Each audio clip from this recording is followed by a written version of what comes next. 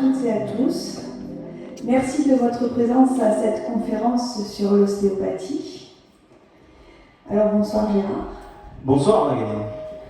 Gérard Jourdan, vous exercez actuellement sur la Destrousse. Vous avez commencé votre carrière de kiné à Marseille en 1991. Oui, déjà. Et c'est en 1996 que vous êtes arrivé sur la Destrousse. En 1997, vous entamez un parcours d'ostéopathe en intégrant l'IFSO de Lyon, d'où vous sortez diplômé en 2002. Depuis 2004, vous avez intégré l'équipe pédagogique de cette même école en tant qu'enseignant et vous y dispensez toujours des cours actuellement. Depuis maintenant 19 années, vous avez mixé votre activité de kiné et d'ostéo pour finalement ne vous consacrer qu'entièrement à l'ostéopathie en 2016. C'est ça, oui. Alors pourquoi cette conférence? Quels sont les messages que vous souhaitez faire passer à notre public ce soir?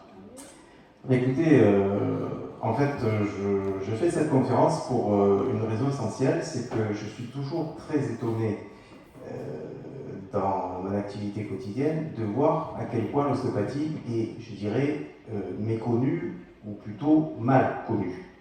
Voilà, donc on a toute la journée, pas toute la journée, mais enfin plusieurs fois dans la semaine, des gens qui nous disent ah c'est bien, mais c'est bizarre que ça ne soit pas reconnu, ou alors c'est dommage que ça ne soit pas remboursé, ou alors mais moi au téléphone je prends rendez-vous, mais vous faites craquer ou vous ne faites pas craquer, mon mari il ronfle, c'est bon l'ostéopathie pour si on ronfle? Je veux dire, je suis quand même étonné, on est maintenant, j'y reviendrai tout à l'heure, mais on est légalisé depuis 2002, donc ça fait plus de 20 ans, et depuis plus de 20 ans, on ne sait toujours pas, j'allais dire, à quoi on sert. Donc le but de ce soir, c'était pour faire passer ce message-là, c'est-à-dire expliquer à quoi ça sert, qu'est-ce qu'on peut faire et aussi ne pas faire, parce que l'ostéopathie ne traite pas tout. Donc savoir quand l'indication correspond à l'ostéopathie, dire aussi qu'il n'y a pas de pouvoir surnaturel dans ce qu'on fait. C'est une technique maintenant qui a été reconnue et validée. Elle est en perpétuelle évolution. D'ailleurs, je ferai un passage tout à l'heure sur les nouveautés, les nouvelles techniques qui sont sorties depuis peu. Donc voilà, j'espère qu'au sortir de cette conférence, les gens seront un peu plus éclairés et pourront peut-être renseigner leurs proches sur ce que l'on peut faire, ce que l'on sait faire. Voilà. Merci Gérard. Alors avant de vous laisser la parole, je voulais dire à notre public de faire attention aux portables, de les mettre en silencieux. Et je précise également qu'à l'issue de cette conférence, il y aura un temps pour les échanges avec vous et avec Gérard. Gérard, c'est à vous. Merci. Alors, je voudrais, dans un premier temps, si je retrouve ma zapette, c'est bien. Elle est là, voilà, magnifique. Je voudrais, dans un premier temps, avant de commencer, remercier la municipalité de Belcoden qui nous accueille ce soir, son maire, M. Patrick Pain, et son adjoint à la culture, Gabriel Chang, qui est, il est à la régie là-bas, mais vous aurez l'occasion de le voir tout à l'heure, et dire que nous sommes accueillis gracieusement dans cette belle salle. Donc merci à la municipalité de nous permettre de faire ce temps d'échange. Alors, en ce qui nous concerne, voilà. Je vais vous faire un petit plan de ce qu'on va voir ce soir.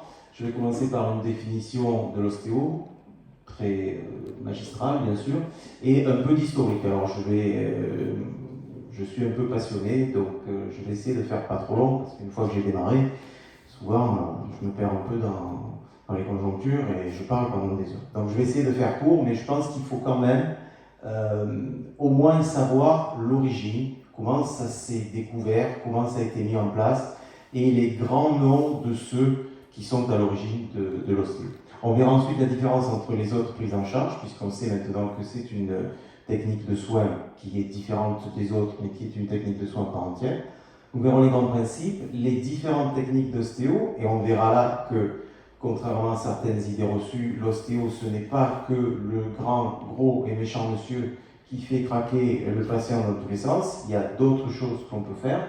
Les différentes approches, puisqu'on peut traiter aussi bien les enfants que les adultes, les femmes que les hommes, quelquefois même les femmes enceintes, les jeunes qui ont des problèmes ou des traitements d'orthodontie. Donc on verra qu'on peut traiter tout ça.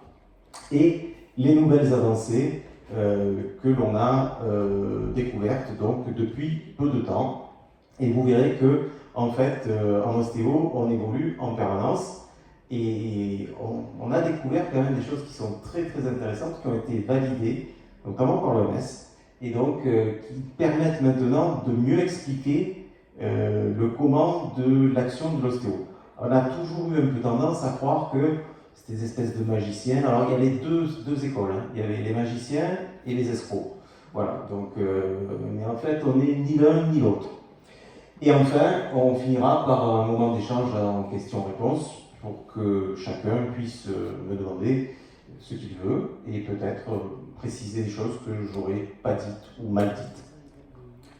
Alors, les origines de l'ostéo, elle a été, cette thérapie a été mise en place donc, par le monsieur qui est sur la droite de la diapo, le monsieur Andrew Taylor Still, qui a vécu, donc, comme vous pouvez le voir, au 19e siècle, puisqu'il est né en 1828 et mort en 1917.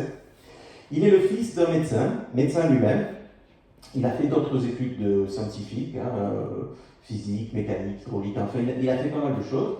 Et au détour de son parcours de médecin, il est arrivé à commencer à douter de la médecine, on va dire, traditionnelle. Pourquoi ? D'abord parce qu'il y a eu il a vécu au moment de la guerre de sécession, et donc il est allé porter main forte sur le front et a été amené à soigner, voire même quelquefois à faire des actes de chirurgie d'urgence sur les blessés de guerre. Et il s'est aperçu qu'en fait, la médecine avait ses limites et quelquefois même, elle devenait délétère. C'est-à-dire que sur certaines personnes à qui on administrait des traitements contre la douleur, des traitements contre l'infection, des traitements contre... Des fois, on était obligé d'amputer des gens qui avaient eu des blessures graves. Eh bien, il s'est aperçu que ces gens-là, certains d'entre eux, pas tous, mais certains d'entre eux, décédaient des suites de leur traitement. Et là, il s'est posé la question en se disant, ça a une limite, mais pourquoi ça a une limite ? Parce que ce sont des gens qui sont jeunes, qui sont après tout en bonne forme. Pourquoi est-ce qu'ils sont opérés plus ou moins de la même façon par le même chirurgien, c'est-à-dire celui qui est sur le front ? Et il s'est dit, c'est vraisemblablement parce qu'en fait, il y a quelque chose dans la fonctionnalité de leur corps, de leur structure, de leur métabolisme, qui en fait interfère ou empêche la médecine d'agir correctement. Donc ça lui a donné un premier doute. Malheureusement ensuite, en 1865, on a eu une épidémie de méningite aux États-Unis. Donc c'est américain, je ne l'ai pas dit, mais c'est américain, de leur style. Il y a eu une épidémie de méningite sévère, il y a eu beaucoup de morts, et notamment sa femme et 3 de ses enfants. Et à partir de là, il s'est dit, il faut que je fasse quelque chose, il faut que je trouve le moyen de modifier, entre guillemets, la prise en charge, parce que c'est pas possible qu'on ait, avec la médecine qu'on a, autant de dégâts, de déchets et de morts. Donc à partir de là, il s'est interrogé, il a rompu complètement avec la médecine traditionnelle, et il s'est dit, à son sens, qu'il fallait optimiser la fonctionnalité du corps pour que la médecine qu'on lui apporte soit plus efficace.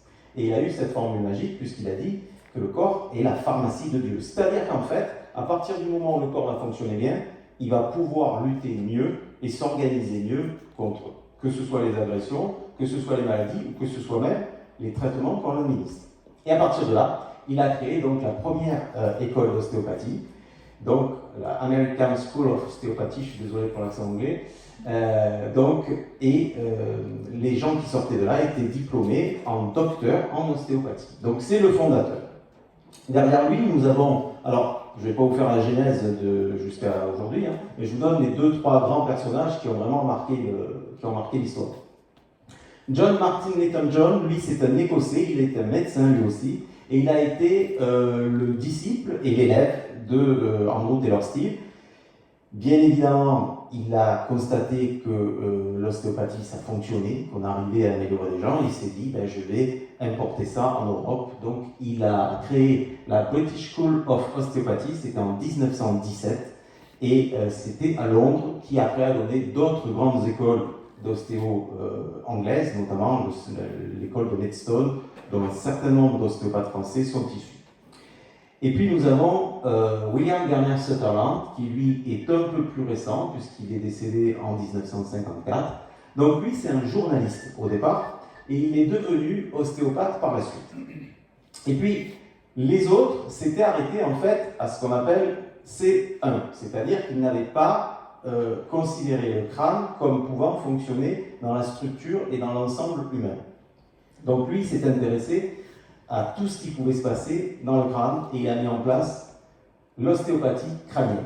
Donc, il publiera donc en 1939 The Cranial Ball et donc c'est donc l'ouvrage de référence de l'ostéopathie crânienne et mettra en évidence le mouvement respiratoire primaire qui a longtemps, très longtemps, été décrié, puisqu'on disait ça c'est connerie, le mouvement respiratoire primaire, le truc dans le cerveau qui bouge, personne n'y croit. D'abord la boîte crânienne c'est hermétique, il n'y a pas d'articulation là-dedans, donc il n'y a pas de raison pour que ça fonctionne.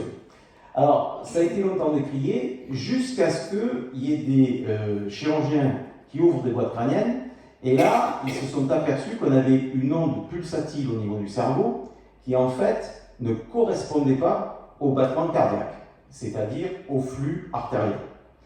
Donc à partir de là, on a commencé à dire peut-être que... Mais c'est toujours pareil, on est toujours très étonné de ce que disent les gens, ce que ressentent les gens dans leurs mains, et puis après, lorsqu'on le démontre, on dit « Ah ben oui, ça existe ». Donc il y a un adage qui dit « L'imbécile agit, le savant doute et le sage réfléchit ». Donc le savant doute, oui, effectivement, il doute de tout jusqu'à ce qu'on lui prouve que ça existe. Donc voilà, et donc à partir de là, lui, il a mis en place des techniques crâniennes, et on s'est aperçu que, bien entendu, plus la personne va être jeune, plus les sutures crâniennes vont être malléables, et plus la personne va devenir vieille, plus les sutures vont avoir tendance à se figer. Pour autant, il reste quand même un peu de mobilité, au même titre, si vous voulez, qu'une espèce de joint de dilatation en maçonnerie, qui permet une micro-mobilité au niveau des os du crâne.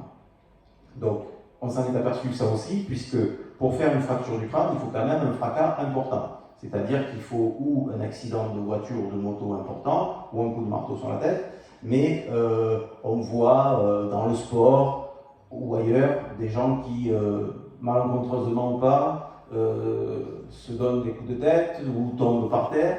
S'il n'y avait pas ce joint de dilatation, chaque fois la tête fracturerait. Or, ce n'est pas le cas. Si on a des hématomes, mais si le crâne reste entier, c'est bien qu'il y a une mobilité, une micro-mobilité au niveau de ce crâne. Tout ça pour dire que ce que les ostéopathes décrivent dans leurs mains, il y a un moment ou un autre où ça se vérifie, et une fois que l'information est vérifiée, forcément, tout le monde est d'accord pour dire que ça fonctionne comme ça. Alors en fait, finalement, qu'est-ce que c'est que l'ostéopathie? Parce que tout le monde en parle, et il y a peu de gens finalement qui savent exactement de quoi il s'agit. Donc, depuis quelques années, l'OMS a donné une définition. Donc, on nous dit que c'est une médecine manuelle holistique. Holistique, ça veut dire global. Une médecine, donc ça veut dire que déjà, on est considéré comme des gens qui peuvent en traiter d'autres. On n'est déjà plus dans la magie noire ou l'escroquerie. Reposant sur l'utilisation du contact manuel pour le diagnostic et pour le traitement. C'est-à-dire que les mains vont servir à rechercher une dysfonction quelque part, et une fois qu'elles l'auront captée, elles seront capables de la corriger. Elle prend en relation le corps, l'esprit, la raison, la santé, la maladie. Donc ça, c'est la définition. Et elle place l'accent sur l'intégrité structurelle fonctionnelle du corps et sa tendance intrinsèque à s'auto-guérir. C'est-à-dire qu'on revient à ce que disait Steele au départ, le corps est la pharmacie de Dieu, c'est-à-dire qu'à partir du moment où on a une fonctionnalité, ce qu'on verra tout à l'heure, je parlais d'homéostasie, ce sont des mots toujours un peu compliqués dans la terminologie médicale, mais qui en fait sont assez simples. L'homéostasie, on verra, c'est simplement la capacité du corps à s'autoréguler. Donc, à partir du moment où on est en bonne santé, où on a de l'énergie et où on la met, où on s'en sert de manière correcte, on doit pouvoir arriver à s'auto-réguler. Je fais une parenthèse simple, c'est un peu le cas des animaux sauvages, pas les domestiques, parce que les domestiques vont chez les vétérinaires, mais les sauvages, ils se débrouillent tout seuls. Et force est de constater que malheureusement, effectivement, il y a des animaux qui meurent, mais il y en a qui tombent malades et qui ne meurent pas. Ça veut bien dire que quelque part, ils trouvent la ressource de s'auto-guérir. Alors, pourquoi choisir de consulter un ostéopathe? Après tout, on pourrait aller très bien chez un kiné, ou chez un médecin, ou chez quelqu'un d'autre. D'abord, il va falloir savoir, ce que je vous disais tout à l'heure, quelle est l'origine de la pathologie, est-ce que ça relève de l'ostéo ou pas. L'avantage chez l'ostéopathe, c'est qu'on va avoir une prise en charge globale. Alors, on l'a dit tout à l'heure, c'est une médecine holistique, globale. J'attire votre attention là-dessus, c'est-à-dire que je ne fais pas de procès d'intention à personne. De toute façon, je suis passé, donc je crois qu'il n'y en a pas des ostéos dans la salle. Si, il y en a eu. Mais si vous allez chez un ostéopathe en disant « j'ai mal à l'épaule » et qu'il vous traite, quelle que soit la technique, que l'épaule, il va peut-être vous améliorer, il va peut-être même vous guérir, il aura très bien travaillé, mais dans tous les cas, il n'aura pas fait une séance d'ostéopathie. Il aura fait une séance de thérapie manuelle ou autre qui aura porté ses fruits, qui est tout à fait légitime et quelquefois très efficace, mais il n'aura pas fait une séance d'ostéopathie. Parce que l'ostéopathe se doit de chercher à partir de la plainte qu'est-ce qui peut avoir occasionné ce phénomène-là. Et on va voir tout à l'heure qu'en fait, je vous donnerai 2-3 exemples, c'est pas la peine, on ne va pas y casser la soirée, mais je vous donnerai 2-3 exemples et vous allez dire « Ah ouais, ça, c'est étonnant quand même. » Et pourtant, ça fonctionne comme ça.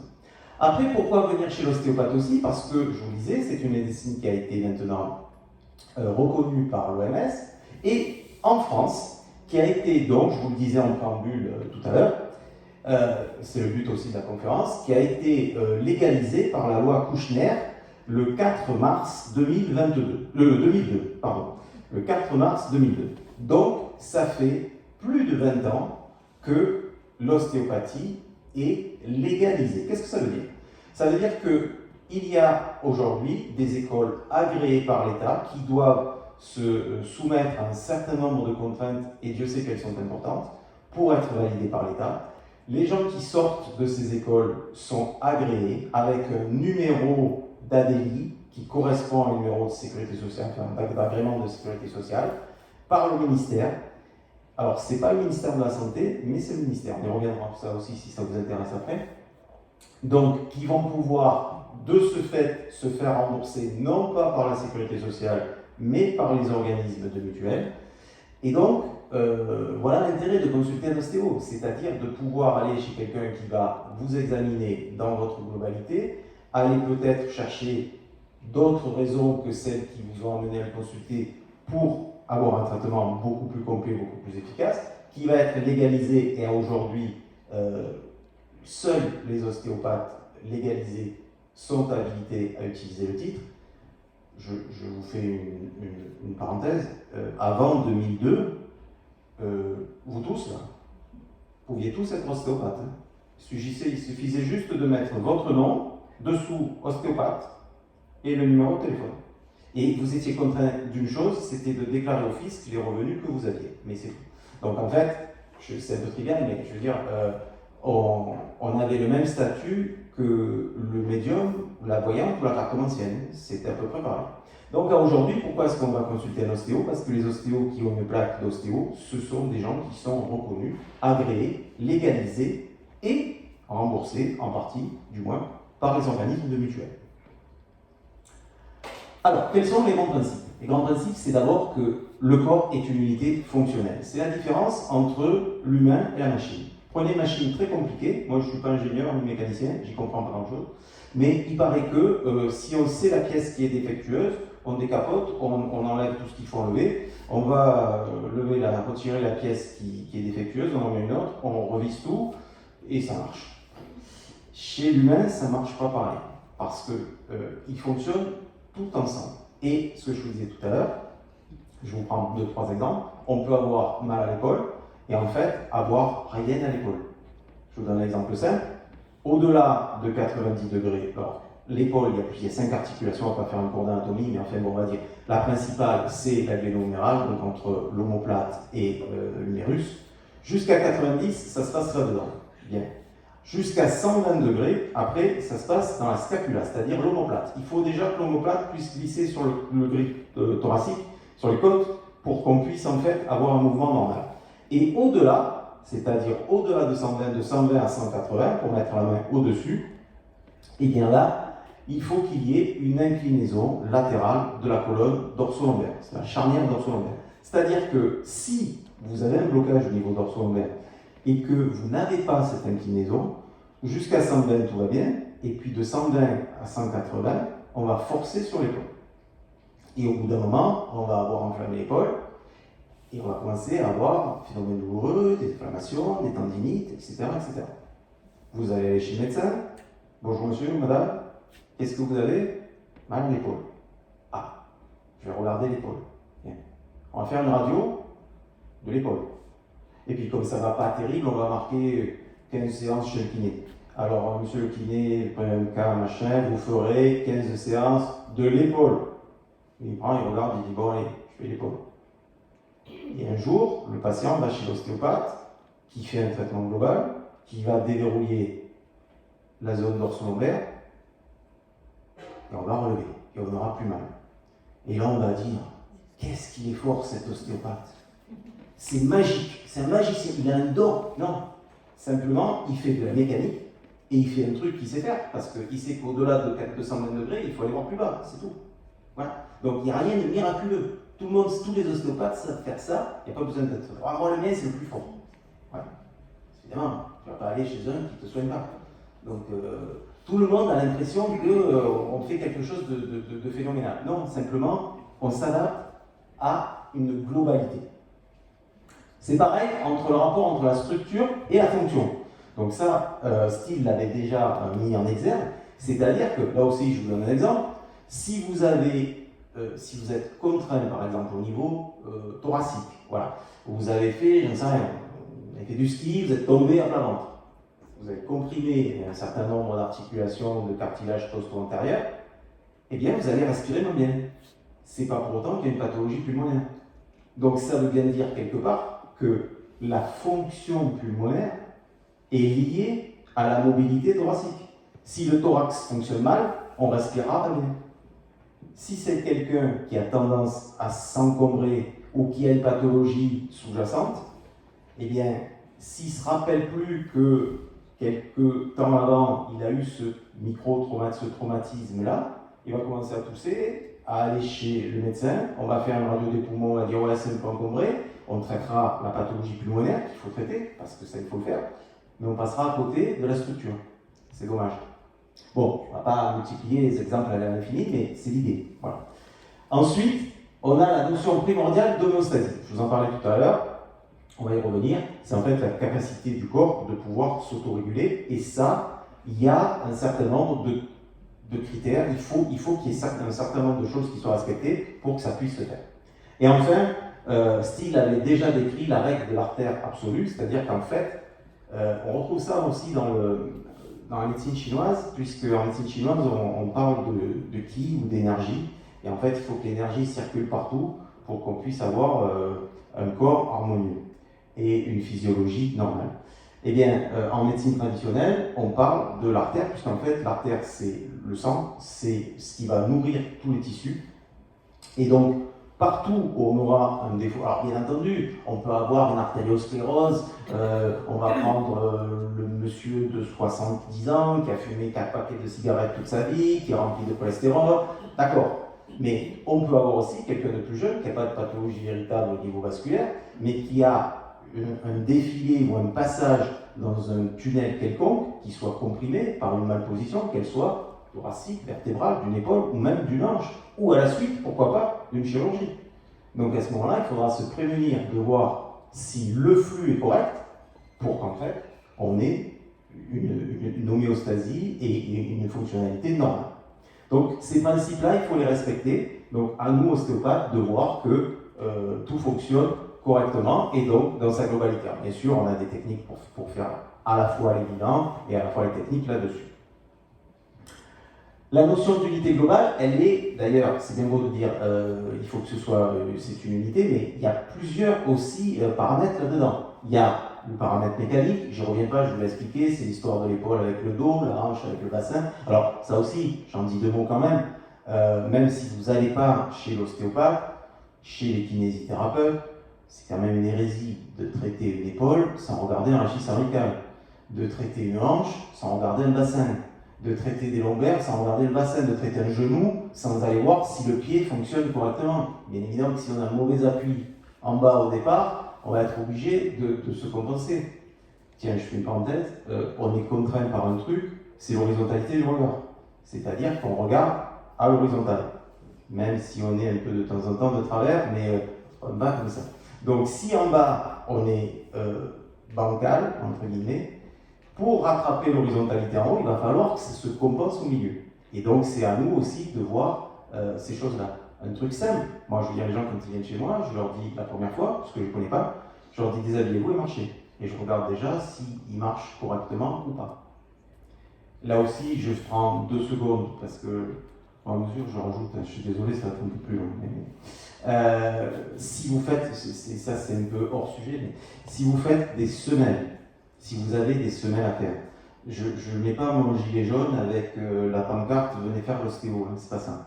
Mais si vous avez des semelles à faire, ne faites jamais des semelles chez un podologue sans avoir fait auparavant une séance chez un ostéo. Parce que si vous avez un bassin bloqué ou une colonne bloquée, on va vous faire des semelles qui vont apparaître pour le podologue un rééquilibrage, mais on va rééquilibrer quelque chose de bloqué. Du coup, au moins, on est sûr que ça reste bloqué pour toujours, puisqu'en fait, on a équilibré le bloqué et on reste comme ça. Donc, l'histoire des semelles, c'est important aussi. Il ne faut pas faire des semelles si on n'est pas sûr d'être libéré dans l'ensemble. La globalité, elle est aussi neuro-hormonale. Alors ça, c'est un peu plus complexe, on rentre un peu dans la technique, mais je ne vais pas m'attarder. C'est régi, ça, par le système nerveux autonome, ce qu'on appelle le SNA. 2 grands systèmes, parasympathique et orthosympathique. C'est un peu complexe, mais il faut savoir que ce sont eux qui vont en fait faire sécréter un certain nombre d'hormones qui vont être responsables du fonctionnement global. Notamment, par exemple, la cardiofréquence ou la thermorégulation, etc., etc. On sait très bien, par exemple, ça c'est connu de tout le monde, je n'ai pas besoin de faire la conférence pour le savoir, que les gens qui sont en hypo ou hyperthyroïdie sont des gens qui ont plutôt froid, plutôt chaud. Tout le monde le sait, c'est simplement parce qu'il y a un dérèglement à ce niveau-là. Donc la globalité, elle est aussi hormonale, elle est liquidienne, on l'a vu avec l'artère qui est la reine absolue, mais aussi la lymphe, les tissus interstitiels, tous ces fluides, il faut qu'on arrive à avoir une liberté et un mouvement fluidique normal. Et ça aussi, avec un peu d'entraînement, on arrive à percevoir. Et enfin, psycho-émotionnel, là on se rapproche un peu de la médecine chinoise, mais on sait très bien qu'on ne peut être bien physiquement que lorsque l'on est bien moralement. Tous les gens qui sont plus ou moins perturbés dans leur vie ont des maux divers et variés. Je mets au défi quiconque de chercher un exemple de quelqu'un qui vit une vie abominable et qui a une santé magnifique. Mal nulle part, il dort royal, il digère, mais alors c'est impossible. Physiologiquement, ça ne marche pas. Parce qu'on a cette unité et cette globalité psycho-émotionnelle. Alors, 2 mots sur l'homéostasie. L'homéostasie, qu'est-ce que c'est? C'est la capacité du corps à s'auto-réguler. On l'a déjà dit. Ce qu'il faut savoir, c'est qu'en fait, on a comme postulat que tout système vivant laissé à lui-même, c'est l'exemple que je vous donnais tout à l'heure de l'animal sauvage, en l'absence de perturbation, je ne sais pas si on y voit, mais la phrase la plus importante, c'est celle-là, en l'absence de perturbation, revient spontanément à son état d'équilibre. C'est-à-dire que si rien n'empêche l'autorégulation, l'homéostasie de se faire, en quelques jours, quelques semaines, ça va s'autoréguler. C'est l'histoire de l'animal sauvage.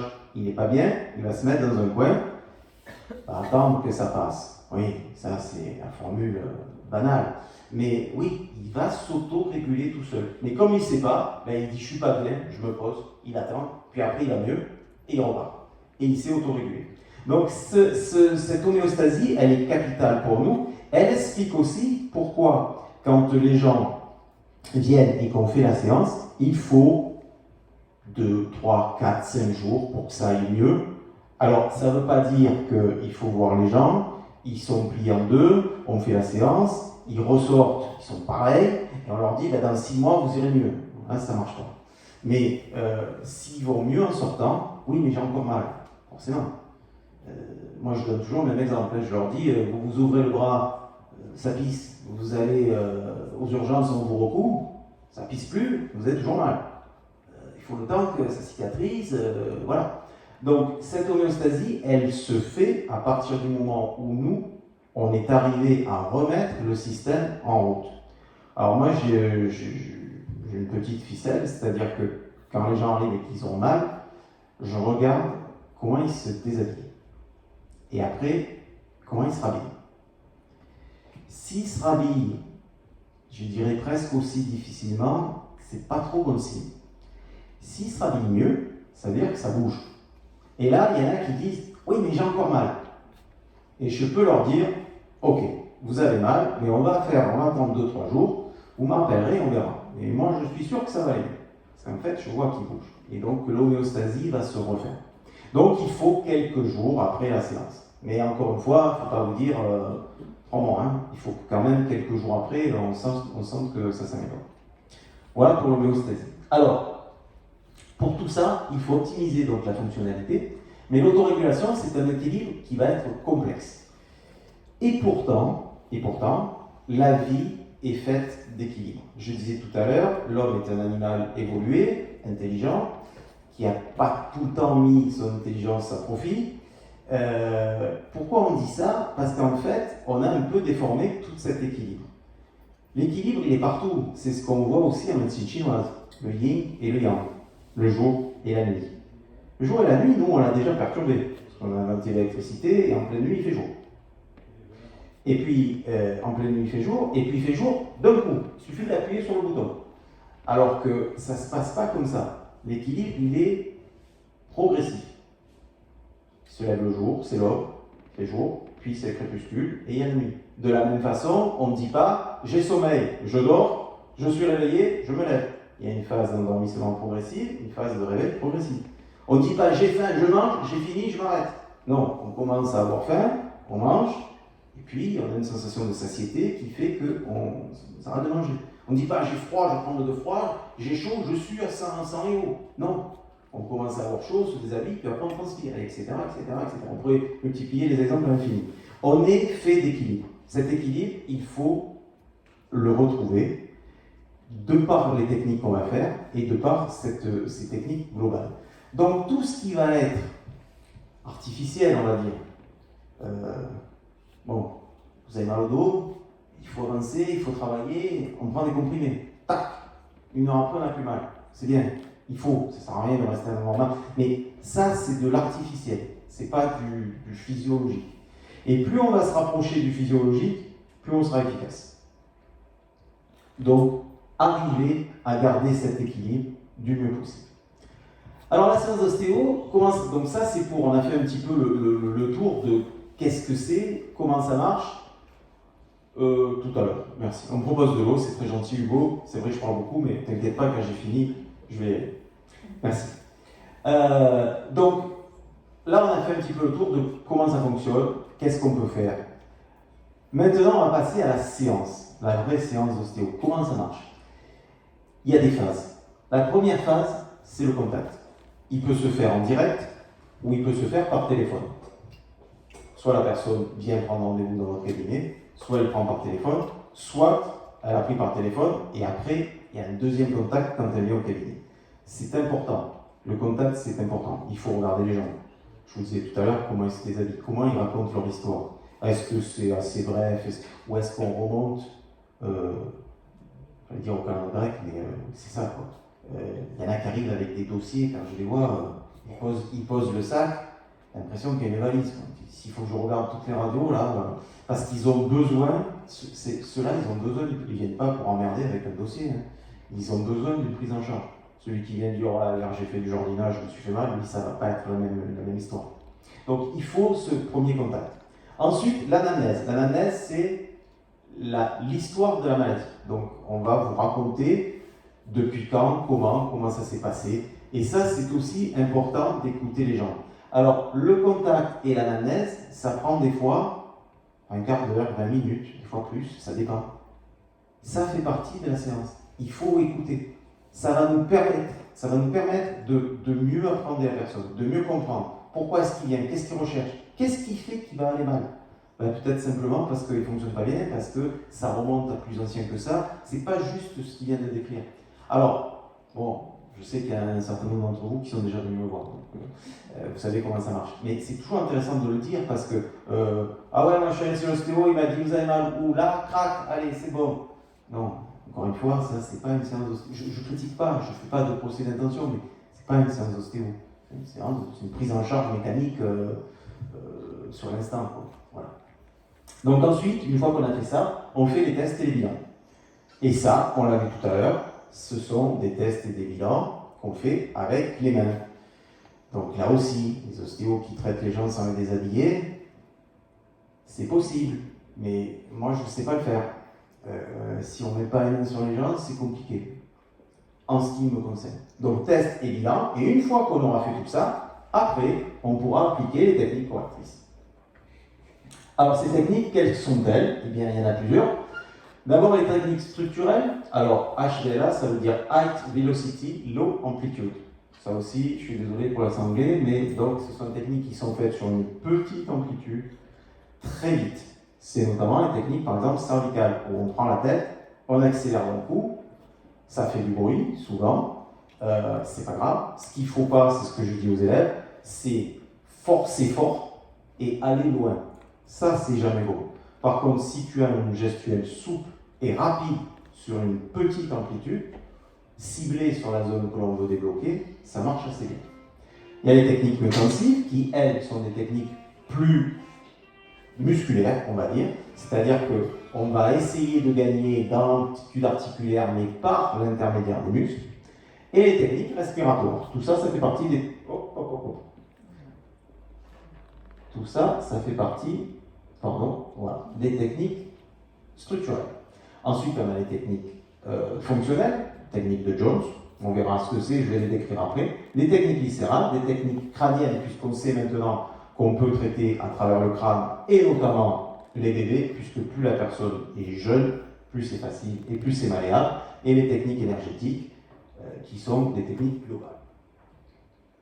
Alors, les techniques structurelles, on a dit, les HVLA, les myotensives et les respiratoires. Ce qui est important de savoir, on ne va pas les décrire toutes, celle-là tout le monde la connaît, on met la personne sur la table, les bras d'un côté, les jambes de l'autre, on pousse, ça fait du bruit, et on n'a peut-être pas fait grand-chose, mais on a l'impression d'avoir bien travaillé. Donc, ces techniques-là, ce sont des techniques qui vont à l'opposé de la lésion. Si j'ai un problème de rotation droite, je vais le mettre comme ça, je vais pousser ici, et je vais l'emmener en rotation gauche. Donc en fait, je vais corriger le positionnement, on va dire, délétère. Les techniques fonctionnelles, donc technique de Jones, c'est essentiellement des techniques tissulaires. Donc là, il n'y a pas de cracking, il n'y a pas de bruit. Et ce sont des techniques qui se font dans le sens opposé à la lésion. Dans le sens lésionnel, pardon. Alors, pour vous donner un exemple, c'est le tiroir dans lequel un livre est coincé. Dans la première, on tire fort en espérant qu'il descende et qu'il sorte. Dans la deuxième, on va pousser le tiroir, donc en fait on va le rentrer, secouer et ressortir. Donc on va au départ non pas essayer de l'ouvrir, mais essayer de le fermer, pour pouvoir l'ouvrir mieux après. Alors, les techniques de Jones, elles ont été, Jones en tout cas, les a découvertes par hasard, de manière tout à fait fortuite. Donc, je pense que c'est pas mal de le dire aujourd'hui parce que c'est quelque chose qu'il faut savoir quand on parle un peu d'ostéo. Donc Jones, c'était un ostéopathe américain et il a eu un jour un patient qui avait une psoïte aiguë, donc une inflammation du psoas, qui est le muscle qui vient devant ici. Et donc, il a reçu le monsieur, il l'a mis sur la table, et il avait beaucoup de mal à le manipuler. Le gars, il avait mal partout, il ne pouvait pas le tourner, il tournait sur la table, il avait mal, il voulait l'asseoir, il avait mal. Et au bout d'un moment, il l'a mis dans une certaine position, et il lui dit, bon, et là, ben là, ça va un peu mieux, j'ai un peu moins mal. Bon, ben écoutez, on va voir. Et le téléphone sonne. Donc il lui dit, ben, si vous n'êtes pas trop mal, je vais vous caler avec des coussins. Donc il avait mis quelques coussins pour caler le psoas dans la bonne position, il était en dehors de la table. Et il va répondre au téléphone. Et au téléphone, ça dure le temps d'expliquer, de prendre le rendez-vous, on va dire de 3 minutes, quoi. Et quand il revient, il réarticule la personne, il s'aperçoit qu'il était quand même considérablement assoupi. Il le fait marcher, il va mieux, donc je lui dis, bah, écoutez, on va rester là, vous reviendrez après-demain, on verra la prochaine fois comment ça se passe. Et quand il revient, la personne dit, bah, effectivement, ça m'a fait beaucoup de bien, ça va beaucoup mieux. Donc il a, à partir de là, réfléchi, il s'est dit, comment est-ce qu'en ne faisant rien, il a pu aller mieux? Et il s'est aperçu qu'il l'avait mis dans une position raccourcie par rapport à sa lésion. Donc le psoas qui venait tirer, on l'a raccourci, et du coup, il s'est relâché, et à partir de là, il a étudié sur d'autres pathologies, sur la colonne, etc. C'est toujours des gens qui sont à la recherche de plein de choses, tous ces gens qui ont découvert tout ça. Et donc, après, il a mis en place une cartographie avec des points spécifiques, des positions spécifiques, pour traiter les gens en position courte, ce qu'on appelle les techniques de Jones, donc des techniques fonctionnelles. Les viscères. Les viscères, c'est important, puisque on en parlait tout à l'heure. Je reviendrai un peu plus tard sur le fascia, qui est en fait le tissu qui enveloppe tout. Et ce viscère, en fait, il est relié à la structure. Parce que sinon, on aurait tout en bas. Le cœur, les poumons, l'estomac, ça serait tout en bas par la pesanteur. Pour qu'il y ait certaines structures qui soient plus hautes, pour qu'il y en ait qui soient d'un côté par rapport à l'autre, et que quand on bouge, si je penche comme ça, le foie n'aille pas là-bas, c'est parce qu'il est maintenu. Et pour être maintenu, il faut forcément qu'il soit rattaché quelque part. Et il est rattaché sur de la structure osseuse. Donc les viscères bas sur le bassin et la colonne lombaire, les viscères plus hauts sur la colonne thoracique et les côtes. Et pour les poumons et les plaies, sur les ligaments suspenseurs du dôme qui sont donc à la charnière cervico-dorsale. Donc en fait, quand on a une pathologie viscérale chronique, on ne parle pas de celui qui a eu, une angine il y a 3 jours, c'est pas ça. Mais les gens qui ont des pathologies chroniques, et notamment le meilleur exemple qu'on puisse donner, c'est les colopathes chroniques au-delà de 60-70 ans. On sait très bien que le transit se perturbe, la fonctionnalité viscérale au niveau intestinal se modifie, c'est plus compliqué. Ces colopathes chroniques vont avoir des phénomènes de distension, des phénomènes inflammatoires, et qui font que l'aponévrose ou le fascia, si vous voulez, le sac qui maintient le viscère, va avoir tendance à avoir un contenu qui s'expand, et donc les attaches sur lesquelles il est attaché vont tirer. Donc les gens qui sont des lombalgiques chroniques, au-delà de, on va dire, 70 ans, des fois c'est avant, et qui sont des colopathes chroniques, traiter une lombalgie mécanique sans traiter le viscère, ça n'a aucun sens. Puisqu'en fait, c'est ça qui le maintient.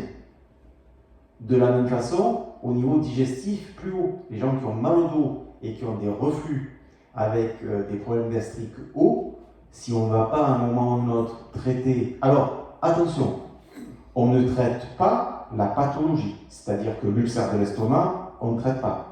La hernie hiatale, on peut un peu, si elle n'est pas trop grosse, parce qu'on peut la faire passer sous le diaphragme.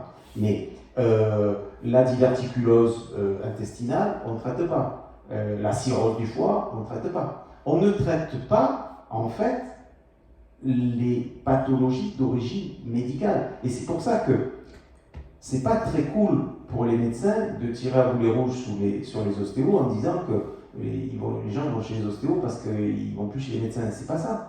Nous, alors, j'ai coutume de dire, j'ai des anciennes élèves ici, donc ils le savent, j'ai coutume de dire que l'ostéopathe, c'est le seul praticien qui traite les gens qui ne sont pas malades. Parce que les malades, ils sont chez le médecin. Donc je donne toujours le même exemple, je dis si vous avez les 2 bras et 2 jambes cassées et 42 fièvres, vous n'êtes pas nous voir et vous ne pouvez pas aller travailler. Voilà, donc c'est comme ça, il faut aller consulter ou le médecin ou à l'hôpital. Par contre, si vous êtes en pleine forme et que vous avez les 2 bras et les 2 jambes attachées et que vous êtes renfermé dans un placard, vous êtes en pleine forme, vous ne pouvez rien faire. Pourtant, vous n'êtes pas malade. Et là, ça ne sert à rien d'aller chez le médecin. Il faut trouver quelqu'un qui ouvre le placard et qui dépasse les ficelles. Voilà. Donc, ces pathologies, ces traitements viscéraux, ils s'adressent à ça. Pourquoi? Parce qu'en fait, un viscère, pour fonctionner, c'est comme la mécanique, c'est comme pour vous.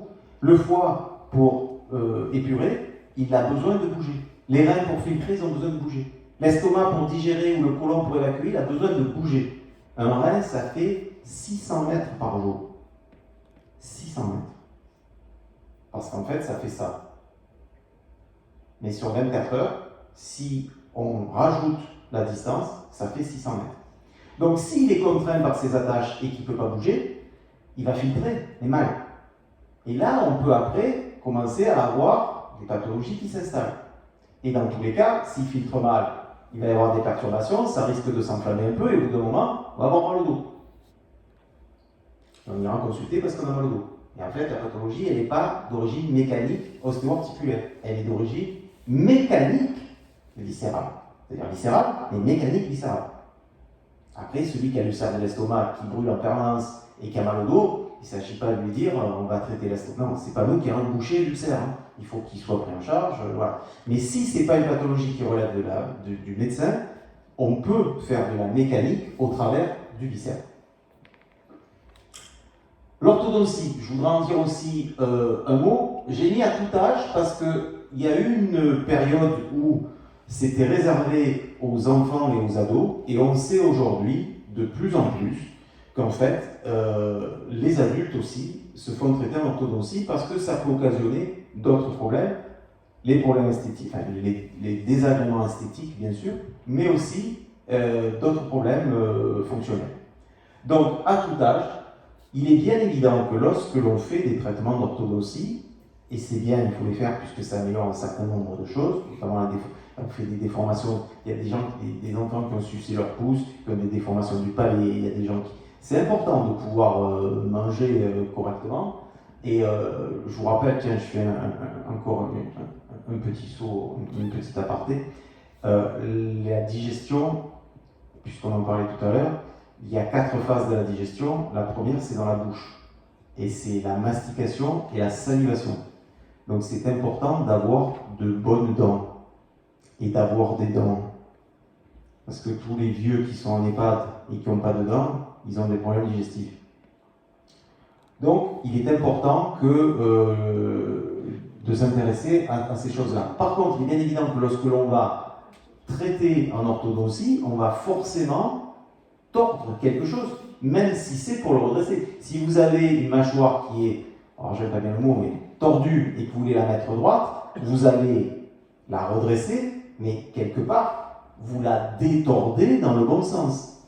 Et lorsqu'on tord quelque chose, on va avoir des phénomènes au niveau notamment des muscles de la face et des muscles du cou qui créent des tensions abominables. Donc ça ne veut pas dire pour autant que tout le monde relève de l'ostéopathie.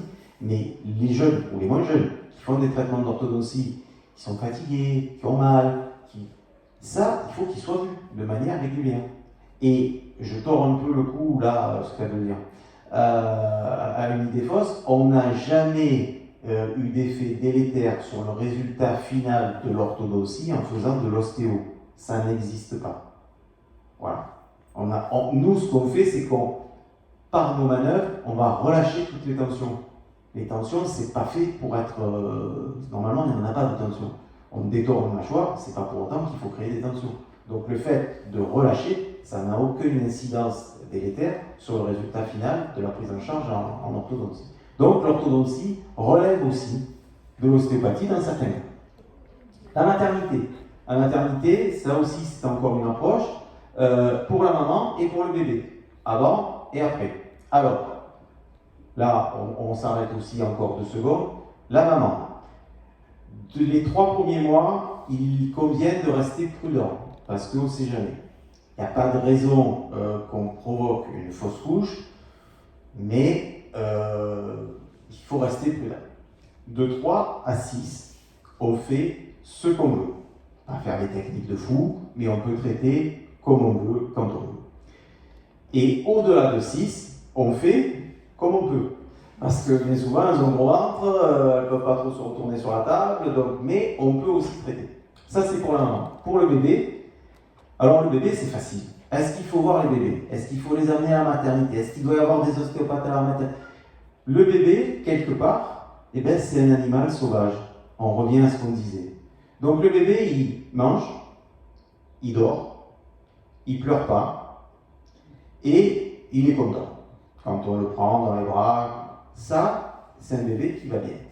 Le bébé qui pleure, qui dort pas, qui mange pas, qui régurgite, c'est pas pour emmerder les parents ou ceux qui sont autour, c'est parce qu'il va pas bien. Sauf que comme il ne peut pas dire j'ai ci ou j'ai ça, eh ben, il se le manifeste comme ça. Donc le bébé, il est vu, si il a besoin d'être vu, et s'il a besoin d'être vu, c'est que soit il ne mange pas ou qu'il régurgite, soit il ne dort pas, soit il pleure de manière intempestive pour rien. Alors, il pleure quand il a faim, c'est normal, mais soit quand on le prend, il se raidit, et si on essaye de l'amuser avec des objets ou de l'éveiller, si c'est un nouveau-né, ça n'intéresse pas. Voilà, il n'est pas bien. C'est la même chose chez les adultes. C'est-à-dire que souvent on me dit ouais, quand est-ce qu'il faut revenir? Ben, je dis aux gens il faut revenir quand vous n'êtes pas bien. Pas bien, qu'est-ce que ça veut dire? Ben, ça veut dire qu'on mange pas bien, c'est la même chose que l'enfant. Suivant ce qu'on mange, ça reflue, on brûle, ou alors on a des gaz, on est ballonné. On dort pas bien, on s'endort tard, on se réveille dans la nuit. On se réveille, on est fatigué. Voilà, on est irritable, c'est-à-dire qu'avec l'entourage, le conjoint, la famille, les amis du travail, les copains du sport, on est irritable. Vous voyez, j'ai un qui vient, je dis alors, ça y est, vous faites la révision, oh, puis alors ma femme elle m'a dit, vas-y, je te supporte plus. Oui, parce qu'on sent qu'il y a quelque chose qui dysfonctionne. Si ça fonctionne bien, on est content, on mange, on dort, on rigole, tout va bien. Si on sort de ce cadre-là, c'est qu'il y a quelque chose qui dysfonctionne. Donc, pour la maman, pour le bébé, quand il y en a besoin. Alors, une fois qu'on aura vu tout ce qu'on a vu tout ça, je voulais vous parler 5 minutes des nouvelles avancées de l'ostéo. Donc, avec la notion principale de fascia. Pour ceux qui ne l'ont pas vu, je sais qu'il y en a qui l'ont vu, mais il y en a qui ne l'ont pas vu. Je vous recommande sur YouTube le film, enfin pas le film, le reportage qui s'appelle Les fascias, les amis cachés de notre organisme. C'est un truc qui est passé sur Arte, ça dure 52 minutes, à peu près. Et on vous explique en fait ce que c'est que le fascia, c'est-à-dire le tissu qui va englober tout le corps. Il y a quelques temps en arrière, on considérait que ça ne servait à rien. D'ailleurs, moi, je suis plus très jeune maintenant, encore vieux, mais ça vient, doucement. On nous disait, nous à l'époque, que c'était en art, on avait des coupes, ce qu'on appelle la coupe. La coupe, c'est quand on coupe un membre, par exemple, de manière transversale. Le monsieur qui est dessinateur, il connaît les coupes. Et donc, on avait le muscle, alors vaste médial, le vaste latéral, le muscle pleural et l'artère fémorale. Et autour, on nous disait, ça c'est du tissu de remplissage. C'est-à-dire, c'est du tissu. Ça sert à rien. L'important, c'est de savoir que le muscle, il fait faire ça, que l'artère, elle va irriguer là, ça c'est important. Le reste, on s'en fout. Après, on a dit, ce sont des plans de glissement. C'est-à-dire que oui, ça bouge un peu. Et aujourd'hui, on sait que c'est ce qui enveloppe tout le système. Et que forcément, quand je relève le bras, ici, ça bouge. Donc, ce tissu-là, il est important qu'il soit mobile et qu'il puisse bouger dans tout le corps. Chaque fois qu'il va créer une adhérence quelque part, il va créer une contrainte. Donc, là aussi, je donne souvent un exemple, c'est quelqu'un qui en plein hiver est habillé avec multiples couches. Alors les sous-vêtements, le t-shirt, le pantalon, le pull, la chemise, la veste, et qui en fait se penche en avant. Quand il se penche en avant, eh bien la veste glisse sur le pull, qui glisse sur la chemise, qui va glisser sur le t-shirt, ou peut-être sur le soutien-gorge si c'est une dame. Ça, c'est les plans de glissement. C'est quand tout est Ben, vous imaginez qu'en fait, tous ces vêtements sont cousus les uns aux autres et que tout fonctionne en même temps. Et vous imaginez qu'à un endroit, vous avez renversé un pot de colle forte, là, qui a figé, qui a fait une masse, une boule qui maintient. Quand vous allez vouloir tourner, il va y avoir un moment où vous allez être arrêté. C'est le fascia qui est perturbé. Ça, pour nous, c'est capital parce qu'on sait maintenant qu'on peut et on doit traiter ce tissu pour arriver à avoir une mobilité globale, naturelle et normale. Donc ça, c'est la nouvelle idée, le nouveau concept du fascia. Et puis, on a des nouveaux concepts plus récents, scientifiques, qui ont été démontrés. Donc, c'est la notion de biotenségrité. Alors, biotenségrité, c'est un terme qui a été bio, donc pour adapter à l'homme. Et tenségrité, c'est tension et intégrité. En fait, c'est un architecte américain qui s'appelait Richard Buckminster Fuller. Richard Buckminster Fuller, qui était un architecte et qui a mis en place les systèmes de pôles suspendus. Si vous regardez les pôles suspendus, vous verrez qu'en fait, il y a des poutres et des câbles, mais qu'en fait, rien ne se touche. Et en fait, c'est suspendu comme ça. Et on a rapporté ça au corps humain et on s'est aperçu qu'en fait, quand tout va bien, quand on ne se comprime pas, et bien en fait, les os ne se touchent pas. Donc vous verrez dans le film, pour ceux qui sont intéressés, vous irez voir, c'est assez impressionnant, parce qu'en fait, là, ça démontre toutes les notions de mécanique, puisqu'on a toujours dit, pour ceux qui se sont un peu intéressés à l'anatomie, que le corps, c'est la charpente osseuse avec les muscles qui sont autour, qui tirent comme les filins d'un bateau pour gonfler les voiles. Là, en fait, ça n'a plus rien à voir avec ça, parce qu'en fait, on serait normalement pas au contact. Là, debout, j'aurais pas au niveau du genou le fémur qui appuie sur le tibia. Ça se fait en fait séparé par le jeu des tensions musculaires, ligamentaires et myofaciales. Et que l'arthrose commencerait à se développer lorsque justement cette biotenségrité serait perturbée. Donc ça, c'est la première notion qui est très intéressante et qui commence à faire son chemin. La deuxième, c'est la mécanotransduction. La mécanotransduction, c'est qu'on s'est aperçu qu'un stimulus mécanique, en fait, produisait au niveau humain une réaction cellulaire, donc une modification biochimique. Lorsque l'on touche les gens, il y a une modification biochimique qui se passe, à condition, bien entendu, qu'on les touche d'une certaine façon. Ensuite, on a la notion de piézoélectricité. Ça, on s'est aperçu aussi que lorsqu'on fait une action mécanique, alors ça, la piézoélectricité, ça a été décrit en premier par Pierre Curie. Donc, c'est pas hier. Hein. Sauf que lui, il a dit que c'était une stimulation mécanique avec un objet. On s'est aperçu aujourd'hui qu'en fait, on peut reproduire la même chose avec la main humaine. Donc, là, c'est le stimulus mécanique tactile qui va en fait créer une dépolarisation au niveau de la membrane et donc, par exemple, modifier certaines absorptions d'hormones ou certains états osmotiques d'une cellule par rapport à une autre ou certaines conductions nerveuses. Donc ça, c'est le phénomène de piézoélectricité. Et la notion de plasticité faciale, c'est toujours pareil, c'est toujours par l'intermédiaire de la main, mais là on s'est aperçu qu'on créait en fait une action sur le système hormonal, et notamment sur le système neurovégétatif, et donc sur le système hormonal en parallèle.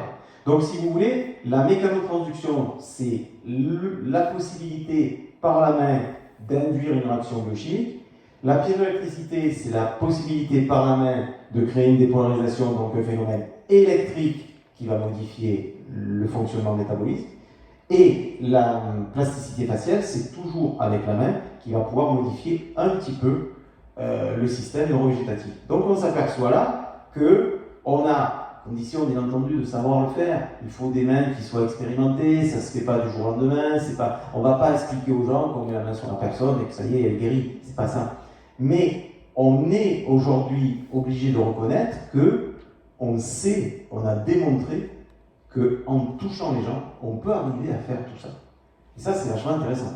Parce que quand après les choses sont reconnues par les organismes scientifiques, tu ne peux plus dire « Ouais, l'ostéo, c'est bidon, ça ne marche pas. » Moi, j'y crois pas.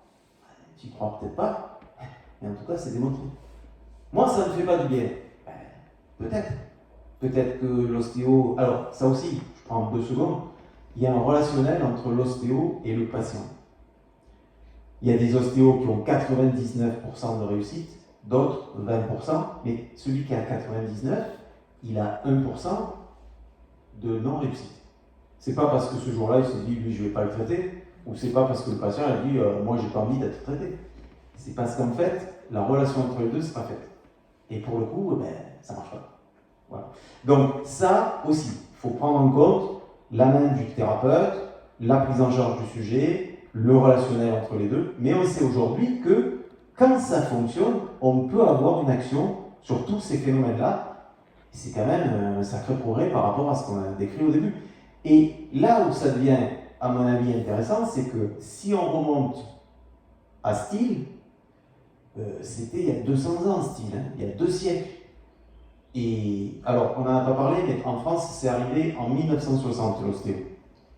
Et ça s'est vulgarisé à partir de 70-80. Mais au début, voilà, tout le monde se tapait sur lui. Moi, je me souviens au départ, quand j'ai commencé à travailler, je travaillais dans un centre de rééducation, il y avait un gynécologue qui était avec nous. Et je me souviens une fois, alors il y avait bien sûr, il y avait plusieurs praticiens, hein, mais il y avait je me souviens une dame qui avait dit « Je vais aller voir un ostéopathe ». Et je me souviens parce que c'est des trucs qui te marquent. Il avait dit « Ha ha ha, l'ostéopathe, moi les pattes, je les mange ».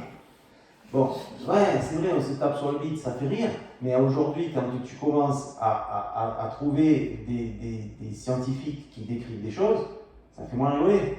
Et puis, quand on dit aux gens, voyez ce qu'on vous avait dit il y a alors 200 ans, j'en parle même pas, mais peut-être même que 50 ans en arrière, c'est vrai, ça fonctionne, tout le monde se bossait, tout le monde disait non, c'est naze.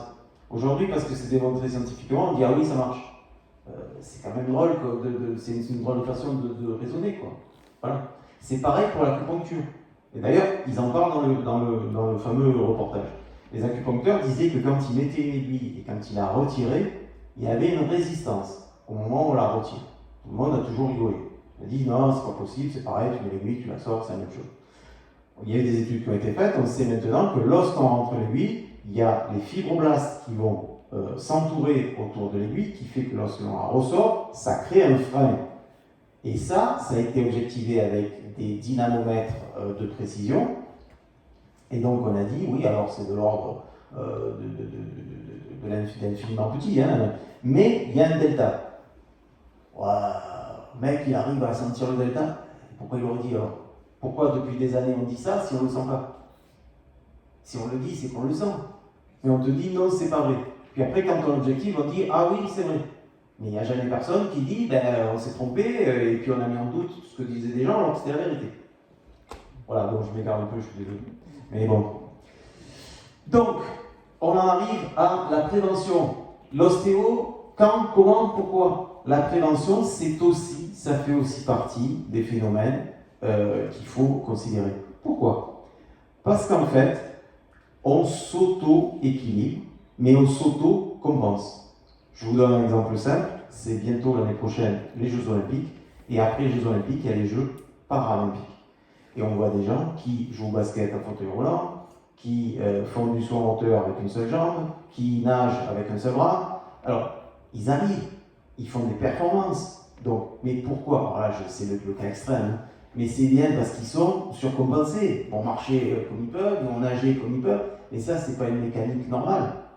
Donc, on arrive à fonctionner si on est compensé. Si on se met ce qu'on appelle nous en lésion, je bloque un peu le dos, je bloque un peu l'épaule, j'ai un petit traumatisme sur l'épaule, je vais compenser et je vais continuer à fonctionner. Mais pour autant, je vais créer ce que j'expliquais tout à l'heure, une surtension quelque part ailleurs. Donc, si de manière régulière, ça ne veut pas dire toutes les 5 minutes, ça ne sert à rien. Alors la fréquence, c'est quoi? Chez le jeune, c'est 1 à 2 fois par an. Et en fonction de la vie qu'on mène. Celui qui a une vie ultra saine, qui fait du sport de manière régulière mais raisonnée. Alors celui qui est dans la télé avec le hamburger et le Coca-Cola, c'est pas bon. Mais celui qui va faire du kitesurf ou du parachutisme en permanence, c'est pas non plus très judicieux. Donc il y a un moment où il faut savoir limiter un petit peu les activités. Voilà. Donc, quand on est jeune qu'on a une vie normale, 1 à 2 fois par an. Si on a des pathologies chroniques ou s'il y a des antécédents de traumatisme, de fractures, de choses comme ça, c'est un peu plus fréquemment. Ça ne sert à rien de venir toutes les 5 minutes. Au pire, tous les 6 semaines, 2 mois, mais pas plus que ça. Ça ne sert à rien de venir plusieurs fois par semaine, ou même toutes les semaines, ou même tous les 15 jours, ça sert à rien. Pour qui? Pour tout le monde. Donc on a vu les enfants, les adultes, les jeunes, les vieux, les femmes, les hommes, tout le monde devrait, de manière régulière, au moins faire un bilan pour voir s'il n'est pas justement en compensation et s'il fonctionne à peu près correctement. Donc ça, c'est pour tous les hommes. Et puis, on sait aussi depuis quelques temps maintenant que nos petits amis les animaux, et ben eux aussi, ils ont recours à l'ostéo. Alors, tous les animaux sont traités. J'ai vu, alors, les animaux, pas traités, les fourmis, mais tous les animaux plus ou moins domestiqués sont traités. Les plus connus, c'est bien entendu l'ostéo équine pour les chevaux et l'ostéo canine. Les chats, c'est plus difficile parce qu'ils se laissent moins faire. Voilà. Après, on peut traiter des veaux, des vaches, d'autres animaux comme ça. Et de plus en plus, parce que j'ai un peu de retour, les vétérinaires font appel. Alors au départ, ça a été un peu du soin de pointe, on va dire. Donc l'ostéopathie canine, c'était pour les snobs qui voulaient faire défiler les chiens pour les concours, pour les etc., etc.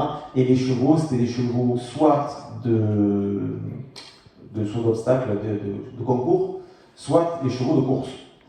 Et maintenant, on s'aperçoit que le gars qui a un cheval dans le pré, qui mène au manège, qui va faire sa petite randonnée et qui boite, qui va chez le vétérinaire. De temps en temps, le vétérinaire dit ouais, ben là, écoutez, ça serait bien qu'il soit vu par un ostéopathe équin.